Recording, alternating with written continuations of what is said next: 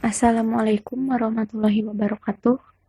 Kami dari kelompok 4 kali ini akan membahas mengenai seni rupa arsitektur.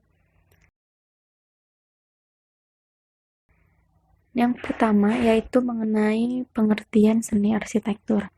Seni bangunan atau arsitektur dalam Kamus Webster adalah seni atau praktik perancangan struktur bangunan, terutama yang dapat dihuni.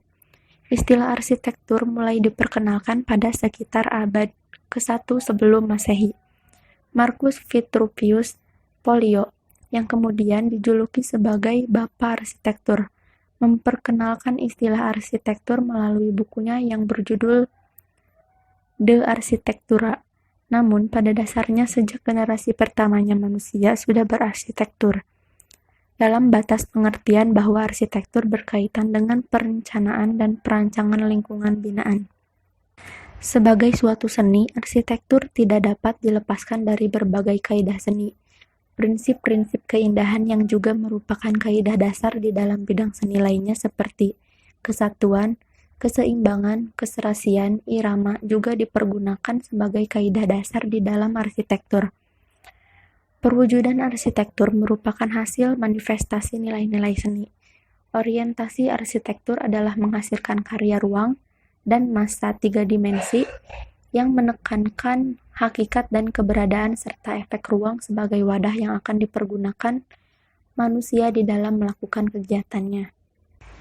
Seni arsitektur banyak menampilkan kekayaan berbagai kebudayaan. Scott mengatakan arsitektur hendaknya mempunyai tujuan yang humanis.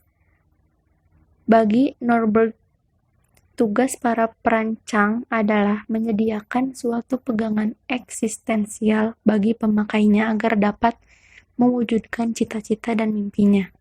Jadi, arsitektur bukan hanya benda yang dirancang saja, melainkan suatu kesatuan tata bina lingkungan termasuk unsur psikologisnya. Seperti yang diungkapkan oleh Lawrence, bahwa arsitektur bukanlah sekedar benda status atau sekumpulan objek fisik yang kelak akan lapuk. Mempelajari bidang ini berarti juga mempelajari hal-hal yang tidak kasat mata sebagai bagian dari realitas yang konkret dan realitas yang simbolik. Selanjutnya, perkembangan arsitektur Indonesia. Ada beberapa periode dalam perkembangan arsitektur di Indonesia. Yang pertama, arsitektur klasik Indonesia. Ciri khas arsitektur klasik Indonesia dapat dilihat pada bangunan candi dengan struktur menaranya. Candi Buddha dan Hindu dibangun dari batu, yang dibangun di atas tanah dengan ciri khas piramida dan dihiasi dengan relief. Secara simbolis, bangunan tersebut sebagai representasi dari Gunung Meru yang legendaris, yang dalam mitologi Hindu-Buddha diidentifikasi sebagai kediaman para dewa. Selanjutnya, arsitektur vernakular dan tradisional. Arsitektur vernakular ini tumbuh dan berasal dari rakyat suatu daerah, yang juga merupakan identitas dari setiap daerahnya, karena gaya bangunan yang tercermin menggambarkan tradisi dari daerah tersebut. Indonesia merupakan negeri yang kaya etnisnya sehingga memiliki berbagai bangunan dengan gaya arsitektur vernakular yang berbeda-beda.